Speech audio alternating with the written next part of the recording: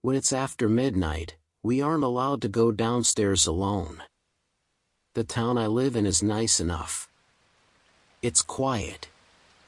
A little quaint. My dream is to move to the city once I graduate from college. I want a life where things are busier, more exciting, more alive. I live at home with my parents and my twin sister. Both of my parents are underpaid teachers, so our upbringing has been relatively modest. We've never been spoiled. We've always been told to work hard for every dollar, and gratitude for everything we have has been instilled in us since childhood. My parents must have worked really hard to save money throughout these years, because the house that we've lived in since I was a teen is pretty darn huge. Our tiny little town in general is relatively prestigious. I went online to search up the prices of houses in our neighborhood and wow. So, I do my part to extract wisdom from my parents whenever possible. Clearly, they know a thing or two about how to win at life. Of all of the things my parents ask of me and my sister, the rule they are the most stern about is, if you're going downstairs after midnight, you have to bring someone with you.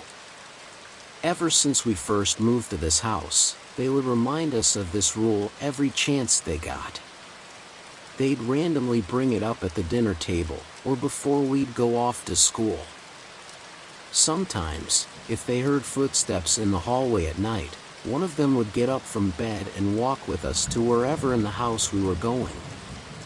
The strangest thing about it was that me and my sister never really had any reason to go downstairs at night anyways. Our rooms, the living room, the kitchen, and pretty much everything else we used was upstairs. Sure, downstairs had a games room and some stuff we maybe needed to pull out from storage from time to time, but overall, I couldn't really think of a scenario where we'd need to go downstairs after midnight. My sister and I would ask my parents about it sometimes. Why do we have this rule? What happens if we break it? They would usually deflect, change the subject, or say we'll tell you when you're older, dear. As I got older and older, the fact that my whole family slept upstairs, in a large 2-story house, mind you, became increasingly weird to me. I was curious about what exactly was going on. So, fresh off my 20th birthday, I decided to conjure up a situation where I'd absolutely need to head downstairs after 12 a.m.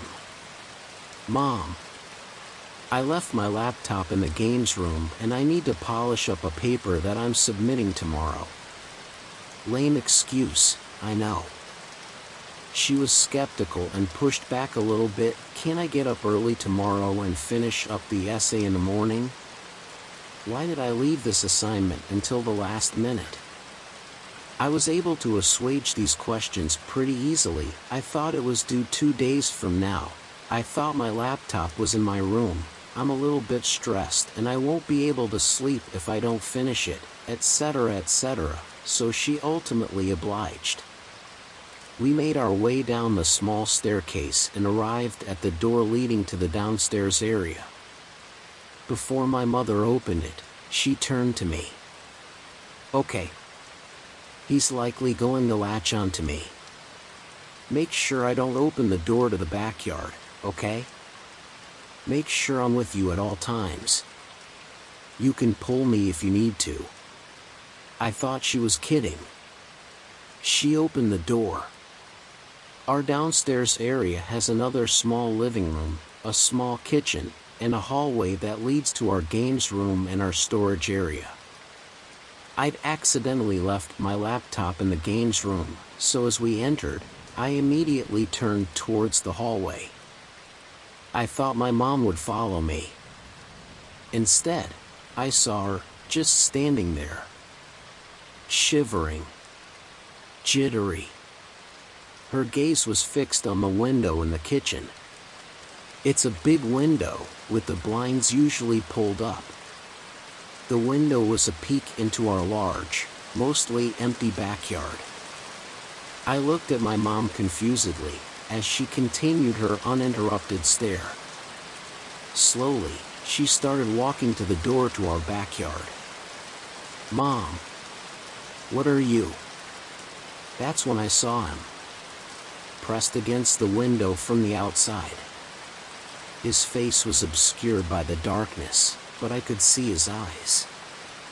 Wide open. Wider than eyes should go. Otherworldly. He looked focused. Excited. My mom continued walking to the door. I grabbed her, as hard as I could, and pulled her away, back to the staircase leading upstairs. I closed the door behind us. It took my mom a moment to snap out of it. She spent another minute staring at the door to the downstairs area, meekly trying to open it and go back to where she was previously walking to. When she finally pulled herself together. "What the fuck was that? Did you get your laptop, hun?" What the fuck was that outside the window?" Mom's reaction was weird. A mix of annoyance, concern, and fear. She finally responded. "Terrible things happen when we talk about him too much. As long as we go downstairs in pairs of two, we're always okay. No one's let him in yet." And that was that. I continued asking her as we made our way upstairs, but she just flat out ignored me at this point. I had no idea what to do. I wanted to tell my sister, who was generally super carefree, but part of me thought that it'd only freak the hell out of her and achieve nothing. I tried bugging my dad about it, but he also deflected. At most, sometimes he'd say something like, "We just wanted to make sure we could give you and your sister a comfortable upbringing," and then walk away. What the fuck? It's been 2 years since me and my mom went downstairs together after midnight. Since then, we've continued to follow the rule, and we've thankfully never run into any problems. I've tried to convince my parents that we should think about downsizing and moving somewhere else, but they always say stuff like, "That isn't how this works, dear, and as long as we play it safe after midnight, we'll be okay." That brings me to why I'm writing this today. My parents have been gone for the week, visiting family in another state. My sister left earlier this evening to go to a sleepover with her best friend. I'm home alone, for the first time in forever. I don't usually have my phone on me. It takes me a couple of hours, at least, to read and respond to text messages. I've always been lazy about it. I recently took a look at my phone to see a missed text message from my sister. "Hey! I might have accidentally left the downstairs door open. Just an FYI, please close it whenever you get a sec." She sent this text message 4 hours ago. I read it at 10 minutes past midnight. I'm writing this from the closet in my room. So far, I think I'm okay. Maybe she's misremembering and she kept the door shut. The only thing I'm worried about is that I'm starting to shiver a little bit. And I have this inexplicable urge to get out from my hiding spot so that he can find me. The end. Next story. My UberEats order is glitching out. Not sure if anyone has run into anything like this before, but I've been having the weirdest experience ordering from Uber tonight. I'm doing some prep work for an important meeting tomorrow and decided to order some shawarma to power me through the evening. I put through an order about an hour ago, but every time I'd confirm the order, I'd get the following series of notifications. Placing order. Hang tight. Order could not be confirmed. Please try again later. This restaurant was only available on UberEats, and since it's hard for me to change my mind once I've committed to what I'm going to eat, I kept trying. Once again. Placing order. Hang tight. Order could not be confirmed. Please try again later. I gave it a few more attempts. I really didn't want to waste any more time looking for another restaurant to order from. I double-checked my payment info and other settings just to be safe. Finally, I noticed a change. Placing order. Hang tight. UberEats does not recommend ordering at this hour. Please try another time. Super weird. Usually, they specify if the restaurant needs more time to prepare the order, if the payment option I'd selected wasn't working, or if there weren't enough available drivers. Given my futile attempts, and the app itself telling me to give it up, I decided to let it go. As I went to close the window and brainstorm my backup plan, picking up a slice from a nearby pizza joint, I noticed a change. The window updated. Placing order. Hang tight. Oh snap. Maybe it'll actually go through. My efforts weren't for naught. Order received. Fuck yes. Alright, back to work. With a newfound sense of motivation, I started plugging away at my meeting prep. Roughly 15 minutes passed before I looked at my tab with the UberEats order to see what the estimated arrival time was. It said, "Preparing your order. Arriving at not applicable." Weird. No estimate, I guess. I continued reading. Latest arrival by June 10th, 2026. Huh. Naturally, I wasn't trying to plan ahead for my future by ordering shawarma for 4 years from now. It took me a couple of minutes to remember that June 10th is my birthday. The app kept updating. Latest arrival by June 10th, 2025. Latest arrival by June 10th, 2024. Latest arrival by June 10th, 2023. Latest arrival by June 10th, 1994. Okay. Weird. That last one was my actual original birth date. Before I could take it in and figure out exactly what the hell was happening, the screen updated again. Latest arrival by not applicable. Alright. Cool. They're probably just fixing up some glitches on the website. All good. No reason to panic, right? I tried to go back to my work, but I couldn't focus for too long. After a few minutes, I looked back to check on the app.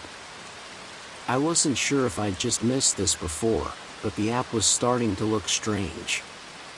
A few things were off. First, there was no car icon, or details like the type of car, license plate, etc., that were showing up. Where there should have been an icon, there was nothing. The only details that I saw were that the driver's name picking up the order was his servant. Second, the location for picking up the order wasn't the restaurant I'd selected. It was my address. I refreshed the page and looked extra carefully just to be sure, but there it was. Picking up your order. And a line leading straight to my house, with nothing else on the map. I checked the receipt just to make sure I didn't accidentally fudge up the details when I was first ordering. Delivery details. To his throne. Order summary. From my address. Amanda Lee, 60 kilograms. Yes, that is my name, and no, I don't recall placing an order for myself to be delivered to his throne. Shit. I see lights outside my house. I'm writing this from my phone. I ran from my backyard and I'm currently in an empty park in my neighborhood. the fucked up thing, the pickup location keeps changing based on where I am. I've already seen the drivers reroute 3 times since I first started running. There's more than one person picking up. There's couriers coming from every direction. I've tried calling the cops, but nothing is going through. I've tried my family and my parents as well, but it immediately goes to voicemail for everyone. Every time I check the app, it just says, "Your order is taking longer than expected." Then it'll default back to, "Preparing your order."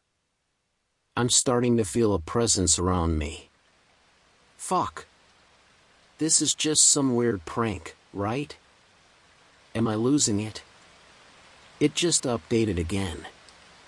The map on the app just turned red. And the status changed. "Your order is almost ready." Amidst my panic and hiding, I noticed a section in the order details that I'd completely missed before. Special instructions, torso only. The end. Next story. My dad takes story time very seriously. Probably the earliest memories I have of my life are story time. Dad would sit in his special seat in his room, and I'd sit cross-legged on the floor. Story time was important. Story time was special. Story time couldn't be skipped. Every night. It was a ritual. An event. I liked it, mostly. He'd often read from picture books. He'd always shuffle in new ones. Stories about animals, leaves, gremlins, ghouls, talking clouds, all that good stuff. As a young kid, I didn't realize just how weird it was for him to have so many darn kids' books at his disposal.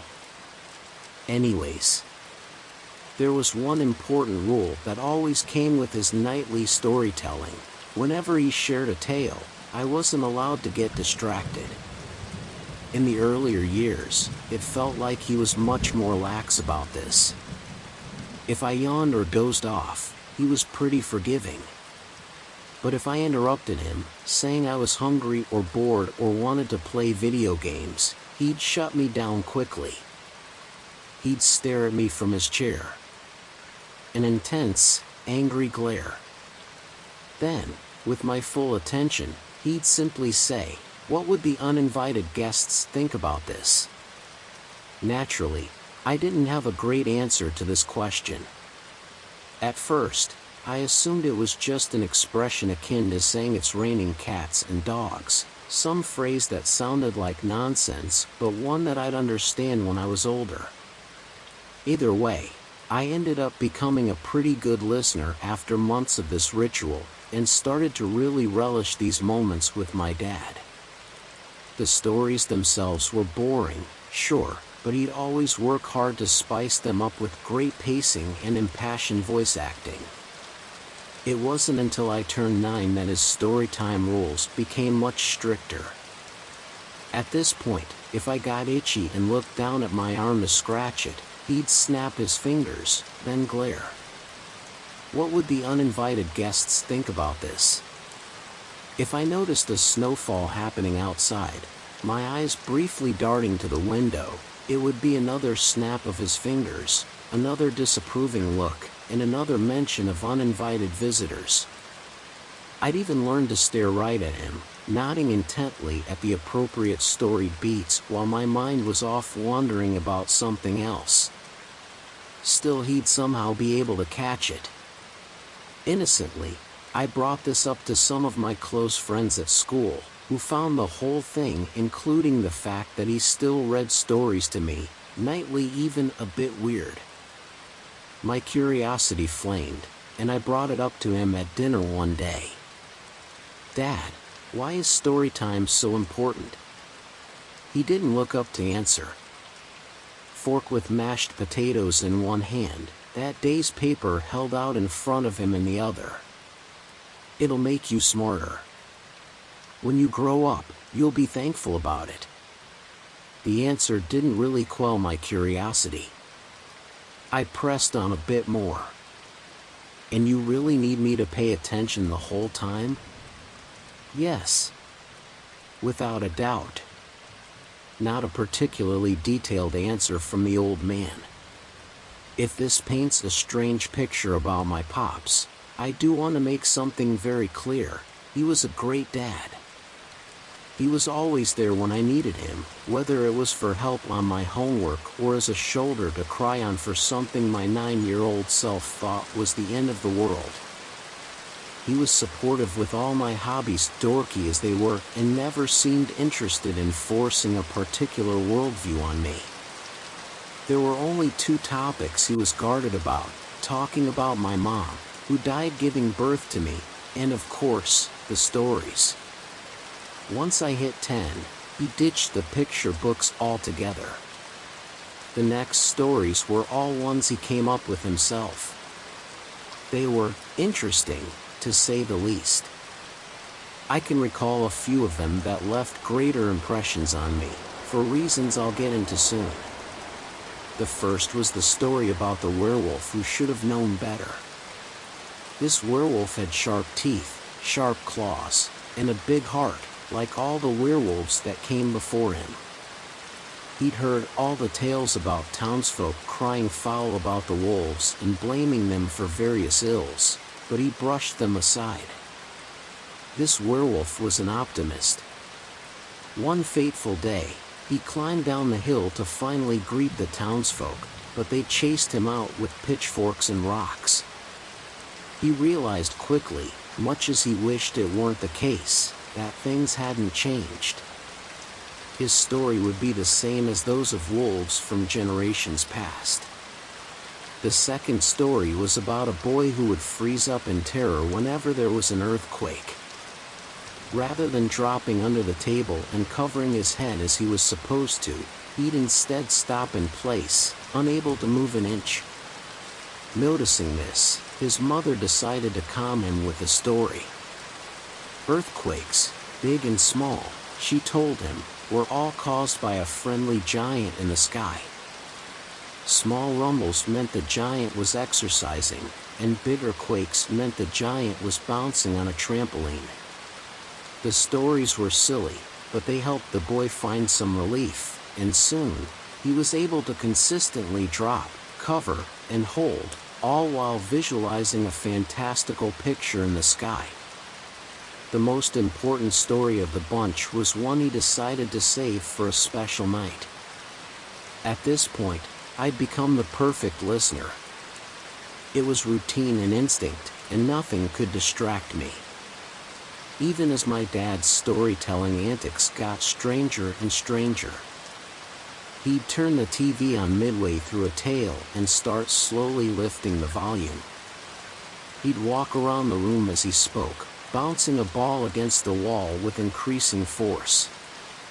And, strangest of all, he'd sometimes bring large stuffed animals into the room that he would hide behind as he told the story. I barely slipped up. Sometimes the face of a particular stuffed animal would pop out to me, or my eyes would be drawn to follow the movement of the ball he was bouncing. He'd always catch me. He'd always notice. He'd always say the line. What would the uninvited guests think about this? Finally, I asked him, "Who are the uninvited guests?" He broke into a big smile. It stretched across his face with an unsettling curve, like a caterpillar. Like his cheeks were being pulled. Then he shook his head. "There's still time," he said. And there was indeed. The night of the party wasn't for a few weeks. When it finally rolled around, it was a sight to behold. I never knew my dad had so many friends. They were all laughing, friendly, mingling, shaking hands, looking at the pictures around our house, eating. A gathering of sophisticated-seeming adults. None of them paid much attention to me at first. I assumed this event wasn't a big deal. Dad had mentioned briefly that some folks might come over to our house in the near future. I still remember the look on his face when they arrived. It was an expression I'd never seen him wear before. He tensed up, a half smile on one side of his face. His eyes looked like they were welling up with tears as he squinted. I never quite knew what it meant. After dinner, the guests all started breaking off into some strange behavior. A few of them were staring up at the ceiling in our living room, spinning ever so slightly in place as they did. I saw a group of 5 or so just standing in the bathroom, not really doing anything. One of the guests, a gentleman in a fine suit, started climbing up the stairs on all fours. When he got to the top, he'd walk back down to the bottom, and then start again. A few others followed him. It didn't dawn on me that something was wrong until I saw one of the stranger's smiles dripping blood. I thought my brain was making things up, but then someone down the hall looked at me and waved with a similar tinged smile, red droplets flicking down from her teeth. I saw it more and more upon the guests, and cried for my dad. He found me, grabbed my hand, and pulled me into his room. It started. I heard him mutter to himself in a whisper. He shut the doors behind him, and barricaded the entrance as I continued crying. "It's story time, all right," he said. I was rattled beyond belief, but the words brought me a light comfort. He sat in his special chair, the one he always sat in. Then, he told me the story about Patrick Bear and the uninvited guests. I tried my best to listen intently. On one special day, Patrick found out that he was throwing a party. That was news to him. I felt a force pushing against the door. The guests rolled in one by one. More than he could have ever imagined. They were already inside. They spilled into the room, wandering. I averted eye contact with them. My dad shot me a knowing, mindful look. I was doing what he wanted. They had big hats and big ties and fancy shoes, but Patrick Bear didn't care. A clutter of strangers gathered behind my dad's seat. They peeked their heads out to look at me. The others started sitting around me in a circle. They left only a small gap for me to lock eyes with my father. Through my blurry peripheral vision, I could sense all of their eyes were fixed on me. Patrick just wanted his alone time, so fancy friends didn't mean much to him. The whispers of the strangers were the hardest part. "Look here, do you want to have a staring contest? Look away for just one SEC," they all said in different variations. The guests stayed longer than he would have liked. The bloodied smile of a stranger crept up right in front of me. I kept my dad's gaze with the 2-inch gap to the stranger's left that had been afforded me. But eventually, I saw my dad's neck slowly twist. His eyes had averted from me. They looked upwards now, towards a woman that was hovering in front of him. I heard cracks and snaps. The strange, caterpillar smile returned to his face as his cheeks pulled in opposite directions. Blood pooled from his mouth. He briefly looked at me again, now with an apologetic gaze. "I'm sorry, my sweet one. I had to look at your mother." His face and neck contorted in ways that didn't even make sense, but he was able to slip out one final line. "How does the story end?" Something in my gut knew that closing my eyes wasn't the answer.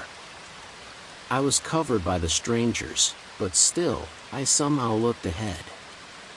Somehow, they were a blur. I couldn't look away from them, but my attention wasn't with them. It was with the story. But eventually, they all went home. And Patrick Bear found peace and quiet, once again," I said.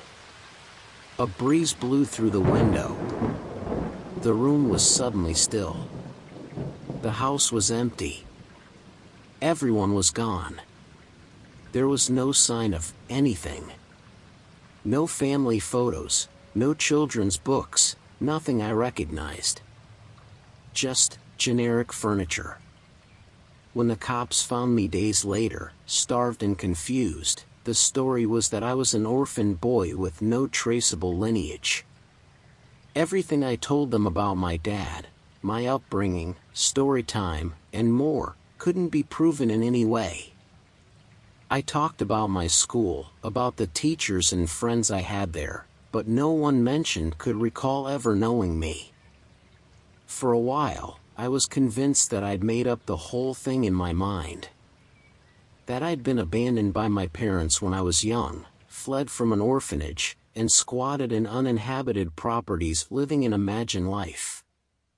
A storybook of my own. The events of that final night of story time and the insanity I encountered were proof that I'd merely decoupled from reality as a child. Unfortunately, like the werewolf, I learned a painful lesson when my wife Meredith died while giving birth to our son Michael. Through the sheer shock and horror of it all, I tried to convince myself that it was just a disturbing cosmic coincidence. But then a package from nowhere arrived at my front door a few weeks after her passing. It was a fully illustrated storybook. It was called Michael Bear and the Uninvited Guests. On the first page, in the inner lining of the book, there was a note scribbled in it. It read, "We can't wait for the party. We'll bring all our friends. Love, Meredith, Mom, and Dad." I can't say for certain when the party will be, but if history is anything to go on, the uninvited guests will show up around my son's 10th birthday. And so, to prepare, we do story time every night. After all, it's important. It's special. It can't be skipped. It's a ritual, an event. And every time he complains about it, I give him the reminder. What would the uninvited guests think about this? The end. Next story. The First Lunar Halloween by John R. Little. October 1st, 2004. The discussion topic was buried in the last part of the Tranquility City Council monthly agenda, Halloween celebration. It was brought forward by Susan Sobel, after she'd been inundated by requests from her students. Susan was the 149th cohort group leader and had been in that position through all their school years, since they were 5. Now the 15 kids in the cohort were all 12 Earthies old, or nearly so. The mayor read the agenda item out loud and called on Susan to speak. "Thank you, Mr. Mayor. Here in Tranquility, we've always encouraged our kids to research their heritage on Earth. Nobody remembers all the details, of course, but we all feel the ties we have to our homeland." She paused so that everyone could use their own imagination however they wished. She herself had only ever seen Earth directly twice. It was a bright, shining white sphere hanging above the moon's surface, totally wiped of life, but a constant reminder on video screens of their original homeland. This year, one of our students found a reference to an ancient holiday tradition called Halloween. It is full of fun, laughter, delightful costumes, mock fear, and other attributes. The holiday seems quaint, while allowing our cultural roots to shine through. I'd like our cohort to be the first annual class to recreate Halloween here on the moon. She paused before adding the tough part. And I'd like it to be on the surface. The kids are ready to go out and see the face of Earth above them. Of course, I'll supervise, and we have a surface leader who will be with me, Jonathan Petty, to ensure all safety precautions are followed." At first there was stunned silence in the chamber. There'd never been a situation where that many kids ventured up to the surface at one time. The mayor broke the silence. "You know the risks." "Yes, of course. The surface is so harsh, and..." He looked to the other council members for help, but they all seemed to be busy staring at their desks. Susan decided to finish his sentence. "The aliens?" He stared at her. "We all know the rumors," she said. "Jonathan assures me the trip will be totally safe." In the end, though, Susan convinced them that this was a perfect opportunity. In her mind, she had the perfect field trip planned, and she wanted it to be the most memorable event the kids would ever experience during their school years. The motion passed 7-2. October 31st, 2004. Susan had spent much of her spare time the past couple of weeks researching information about Halloween, and she was fascinated with what she found. She and Jonathan worked together to plan the field trip. The documents she could find were few, though. When the Earth was destroyed, so too was the vast repository of data that Tranquility relied on. Now, the internet seemed like a vague myth. All that survived was the random pieces that happened to be downloaded when the Earth link was severed, and memoirs and journals from the original Tranquility residents. These were the ones she pored over. "Susan?" She looked up from her monitor. "Jonathan." She smiled at him. Jonathan was 42 Earthies old, compared to her own 39. Tall, even for a moony, wide infectious smile, full of confidence. She liked him. "Ready?" he asked. "I'm not sure, but I suppose I'm as ready as I'm going to be." She could feel herself getting anxious, and she took some deep breaths to try to calm herself. Going up to the surface was still a big deal to her. Jonathan took her hand and half pulled her along. "It's going to be fine. They're going to have a blast." "I know." She didn't know any such thing. Over the past few weeks, the pair had planned the trip. He was the surface expert and took Susan's ideas and made them practical. The kids were all waiting for them at Groundport. Their parents were helping them into suits.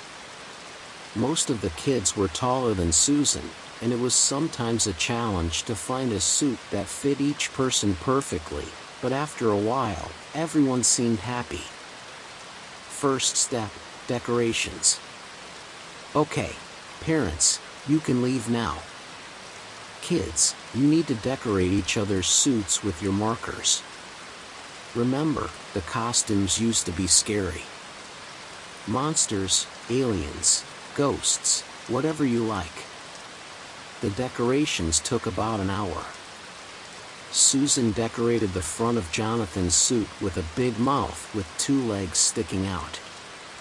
She remembered seeing pictures of long-extinct giant fish when she was going to school herself, and she tried to remember what they might look like. "I love this idea," Jonathan said to her. "I get this thing. Halloween. It's a chance to pretend to be somebody else for a little while. You can use the occasion to become somebody frightening or someone who aspires to greatness. It's a temporary do-over, a break from the boredom of our everyday lives." Boredom? Susan knew Jonathan spent several hours every week up on the surface. Hard to imagine that being boring. The decorations would all disappear from the suits when they came back, cleansed with the normal re-entrance routine. She stared at the penny marked at the top of Jonathan's suit.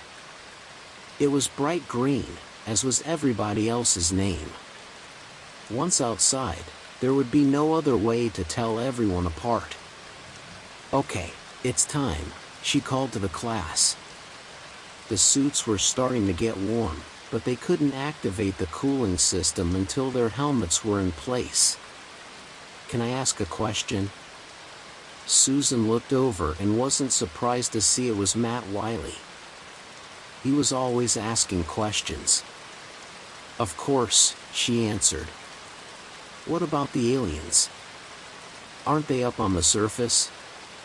She hesitated and looked to Jonathan.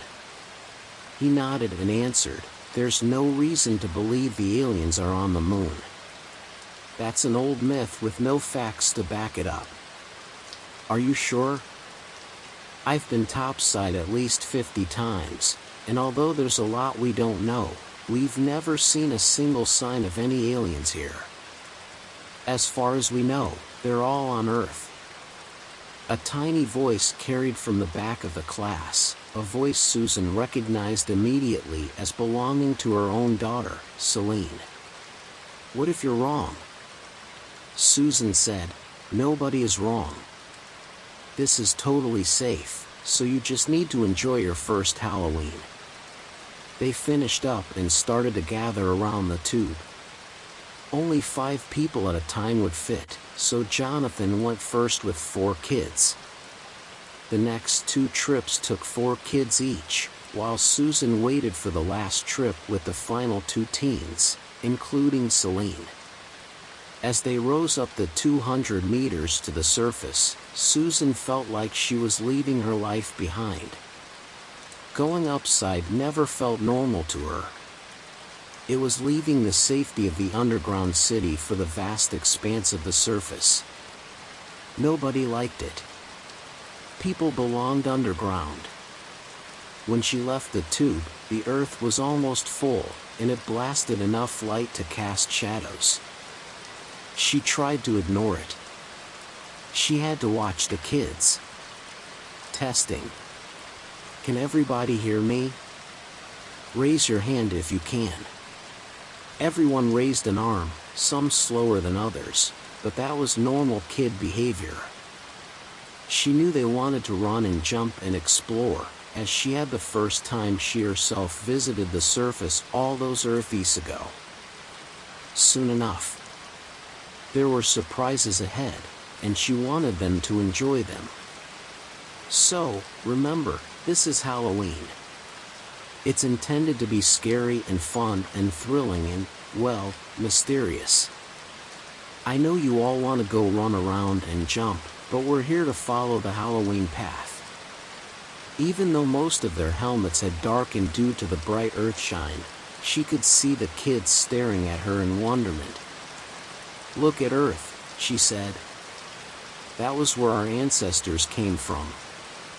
Humans lived there for thousands of years." She didn't add, before they were all killed in a single day. She stared up, too. Earth was an extraordinary mystical globe high above, a brilliant gem stretching out above them, for times wider than the sun. Jonathan added, "It used to be blue. The aliens killed everyone and the planet ended up covered in bright white clouds. Nobody knows if it'll stay that way forever." "When we get back," said Susan, "you need to write a report, so pay attention." Jonathan took the lead and started half walking, half hopping ahead. Everyone else followed, with Susan at the end. She didn't mind. It was Jonathan who'd come out the day before to set up the path. She was just happy to see the kids on the surface, not freaking out, and being part of the day. It was time. Jonathan led the way to Station 1, as they had planned. Everyone except him was skittish and had difficulty controlling their movements, but they were all having fun. Susan knew the suits were completely safe, so even if somebody fell onto a sharp rock, no damage would happen. If it was her, all she would feel would be embarrassment. The Halloween path was set up in the shape of a diamond with 3 stops before they would head back to Tranquility. Altogether, the trip should take an hour. Everyone had enough air for 3 hours. The group hopped and skidded their way to the first stop. Jonathan had planned the route to navigate around any large rocks or craters. His footprints were still there from when he'd set everything up. All their footprints would be there the next time anybody took the same route. Nothing changed on the moon. When everybody arrived at the first stop, Susan checked the time. All good. The kids formed a semicircle around a flat rock that had a hollow projector set up. When they crowded around, the projector started automatically using a technology nobody understood. They could hear the narration clearly in their suits. Susan lost interest, having seen the show a dozen times already. The visuals showed an old-fashioned home as it might have existed on Earth, with kids showing up shouting trick or treat, before a witch answered, screamed at them, and sprinkled candy into their bags. She hoped it was close to being accurate, but they'd never know for sure. Instead, she looked back to the sky, to the amazing Earth. Even though the sun was below the horizon, it barely mattered. Earth was the moon's bigger sun now. Looking away from the homeland, the sky was pitch black, sprinkled with a million tiny stars. She felt an urge to reach up and scoop the stars in her hand, like she imagined humans scooping grains of sand from a beach. A sense of nostalgia grew in her, the loss of humanity's roots, and she wondered about the most common mystery in Tranquility. Were the aliens still on Earth, and if so, what were they doing? The Halloween show finished with a loud clap, and the kids all jumped. So did Susan. Even though she knew it was coming, she'd been lost in thought. "Time to go to Station 2, said Jonathan. "Susan will be leading this time, so get in line behind her." As she led the way, Susan remembered some of the things that she'd found out about Halloween that she hadn't managed to incorporate into the 3 projection shows.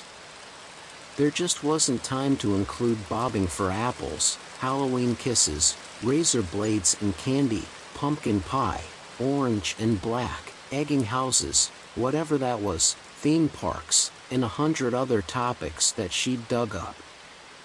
Who knew how many were real and how many were myths? That was part of the fun.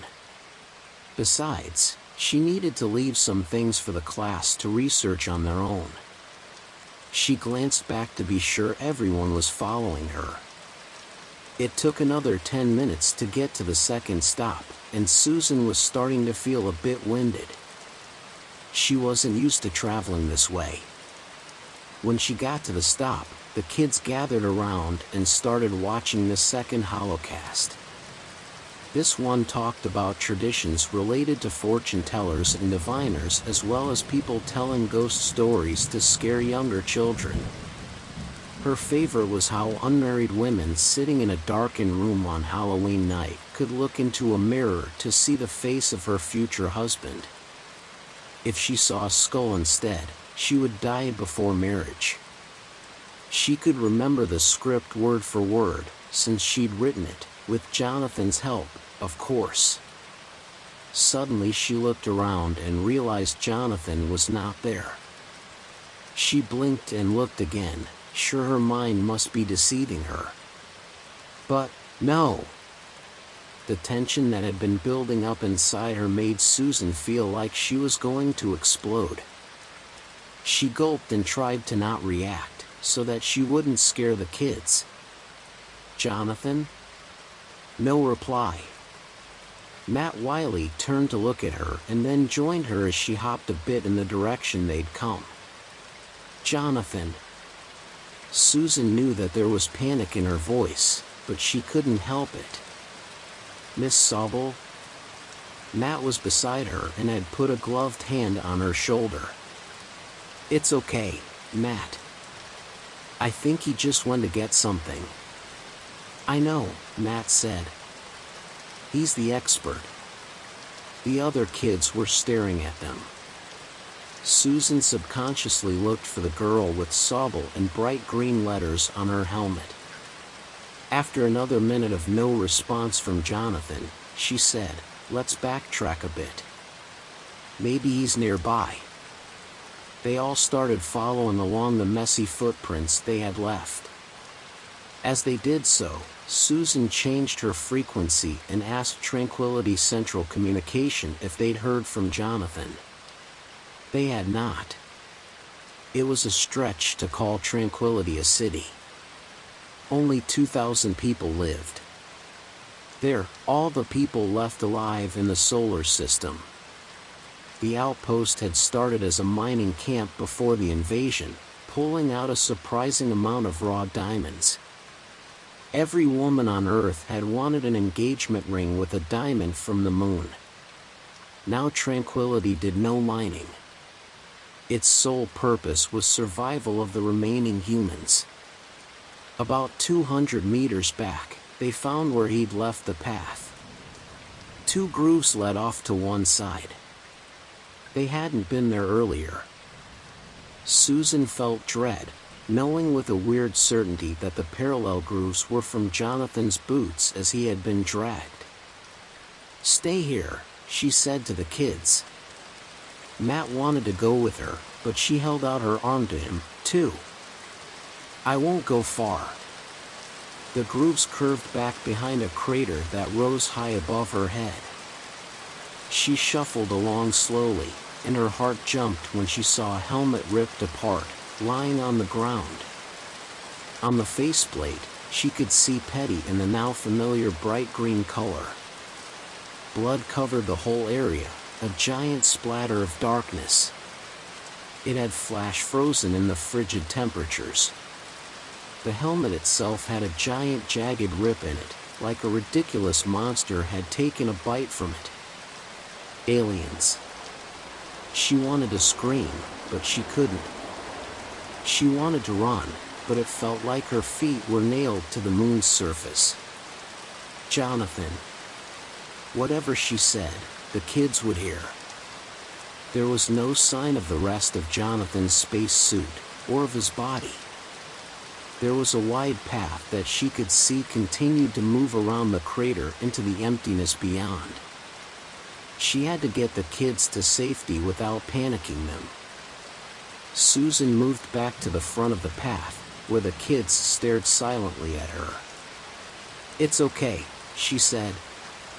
Mr. Petty needed to go back because of a minor problem with his suit. "We're going to go back now, too." One of the kids asked, "Why did he just leave without telling us?" Susan didn't know for sure who asked, but she just snapped, "Because he didn't." "Let's go." "But where?" She knew the general direction to get to Station 3 on the Halloween path. They would have to go there, and then she could figure out the direction back to Tranquility. "This way," she said. Susan started walking and realized she needed somebody she trusted to bring up the rear. Not Celine, though. She needed her up front, close to her. "Matt, you make sure everyone follows." "Okay?" "Sure." Susan had never felt so alone in her life. She knew only a general way to the third stop, and she worked to get there. Every few minutes she stopped and hopped around to face the kids to be sure they were all following. It took 20 minutes to get to the third stop. When she got there, the hollow started playing, but she just ignored it. The Halloween trip was the very last thing on her mind. It had been an hour since they'd left the city. 2 hours of air left. She counted the cohort members in her head. 12, 13, 14. 14. Oh no! Matt Wiley was missing. "Matt?" She waited a beat and then yelled, "Matt!" She knew the yelling would do no good. If he was alive, he would have answered the first call. Safety was drilled into every Moonie as soon as they could crawl. Aliens. No, it couldn't be. They weren't really on the moon. Were they? Nobody knew for sure, but the old stories that had been passed down for a half-dozen generations told of how the aliens destroyed Earth and then left an outpost on the moon, not realizing that humanity's only remaining habitat was there. Maybe they found out today. She looked up at the blazing Earth, shining brightly in the sky, and wondered, as so many others did before her, what exactly happened up there. They would never know. She looked back at her 14 remaining kids. Stay here. Move closer together so you can watch each other. I'll be right back. She hopped back along the way they'd come, pursing her lips from fear. If something happened to her, what would happen to the kids? She had to get them back. There was no sign of Matt as she tracked back for several minutes. If he was hurt somewhere and she left him, he would likely be dead before a rescue team would find him. Time was their enemy now as much as anything else. If she didn't leave him, who knew what would happen to the other kids? She stopped and tried to think, but her mind didn't seem to want to work. She didn't know what to do. Mom? Celine's voice shocked her back to reality. I'm coming back, she said.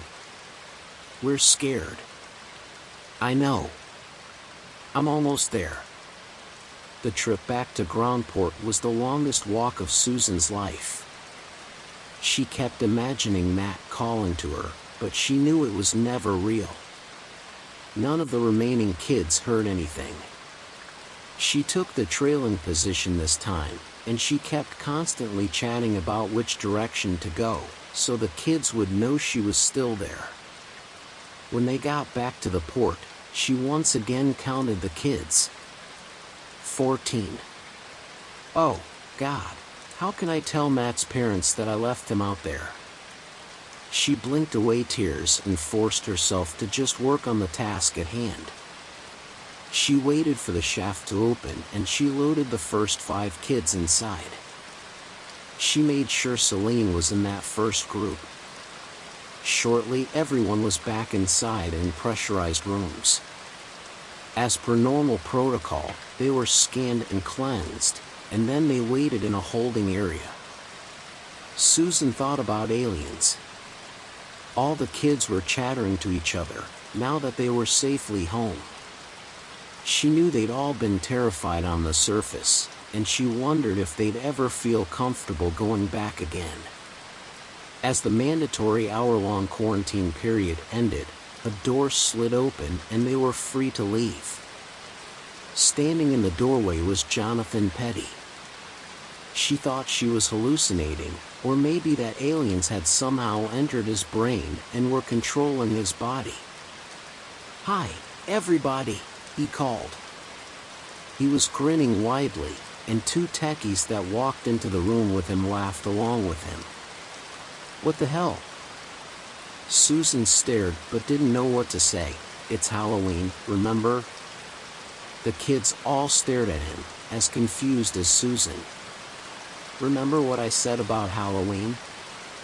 It's a chance to be somebody you're not. Sometimes that's a scary person, and this year I wanted to make you all feel like you were experiencing a real Halloween up on Earth. I wanted to be an alien for you, and scare you a bit. You mean, your helmet? The blood? All fake. Prepared ahead of time. I thought the blood was a nice touch. It still wasn't sinking into Susan. It wasn't real. She looked at the kids, and she could see them all starting to smile and grin, mostly at her own discomfort. After all, they hadn't seen the site where Jonathan's helmet and spilled blood were. Fake blood, she corrected herself. I really think this is what Halloween was like, Jonathan said. Kids going out trick-or-treating and the people in their homes scaring them. Isn't that right? Susan couldn't help but nod. That sounded right to her, too. She just hadn't expected to live through a real Halloween. Why had the people on Earth done this year after year? Halloween must have been awful, said Celine. Jonathan smiled. We'll never understand, but the good points must have outweighed the bad. In spite of herself, Susan ran to Jonathan and hugged him. She'd never done that before, but she still needed to be convinced he was real. Where's Matt? She asked. Matt? Susan looked through the door Jonathan had come through. Isn't he with you? He'd want to. She snapped her head back. Tell me he was part of the trick. Jonathan shook his head. I don't know what you're talking about. He looked at the kids, scanning them all, and then he said, "Oh, God. What happened?" He was there 1 minute and then he wasn't. He's still out there? Susan couldn't reply. She felt sick and frozen. The rescue team suited up quickly. Susan and Jonathan went with them. She led them to the last place she knew for sure Matt had been with them, and then to the third leg of the Halloween path, the first place she noticed he was missing. They never found a trace of him. A week later, they held a remembrance service for him. In her heart, Susan blamed herself. She should have been the one at the end of the line, not Matt. When she was back in her cabin that evening, she cried. She never wanted to think about Halloween again. The end.